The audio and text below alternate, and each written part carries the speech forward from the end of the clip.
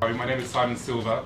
I'm the Chief Executive of Laniado Hospital here in the UK, representing the Laniado Hospital in Netanya. A hospital that I care about. My father actually helped build it. My father's raised in Netanya, and in summer and between years in high school, his friends got him to help with a building project that they said would be a hospital one day, but no one really believed it.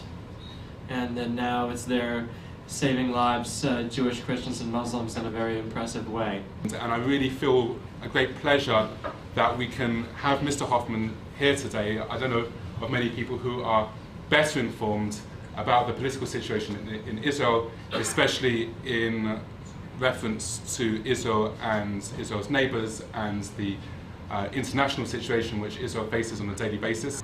Since the oil embargo was put on Iran in July, the Iranians have been losing $130 million every single day. In the year 2012, they lost $40 billion. I don't know how many of you would still have your jobs if you lost $40 billion. But there is hope that because of this, as the sanctions intensify, that they come to a head in June. June is when the Iranians have an election. Their last election wasn't allowed to be democratic, and the people took to the streets. But the world leaders let them down. Perhaps this time, when the election will be no more democratic than the previous one was, and the people take to the streets again, the world leaders will help them out. And the regime there will realize we either give up our nuclear program or we lose power. Netanyahu kind of alluded to this when he set the deadline of what he called spring-summer as the deadline to prevent the nuclearization of Iran. The only month that's in both spring and summer is June. And so that is really what Netanyahu would like to see, that the world do whatever is necessary to prevent the nuclearization of Iran by non-military means. And that is the hope.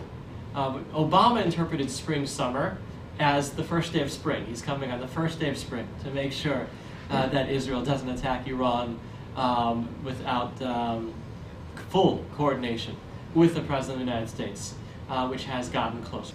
So just say that even though we don't know where a final border is going to be, and even though we are living in a region that in many ways has gotten more precarious, and even though we are still facing a potential existential threat from Iran, Israelis went to the election feeling confident about Israel's future, to the point that they did not vote on any one of those issues.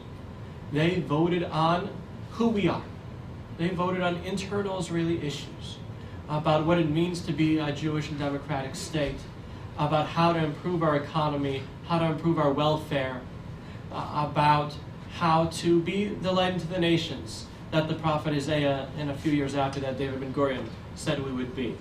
I learned a Hebrew word that I didn't know during this campaign. The word is "hitnormalnu," which means that we've become a little bit more of a normal country. That at the age of almost 65, we're finally growing up. We're finally maturing. I mean, yet we know where we are, we know where we live, we know that there are challenges ahead, and that we'll never be just like any other country. But we're getting closer to that. I want to thank each and every one of you for being involved with Laniado Hospital, that helps so many Israelis from all different backgrounds, where you have Jews, Christian, and Muslim doctors treating Jewish, Christian, and Muslim patients, and really showing what real peace in the Middle East would look like. It's already been done there in Laniado.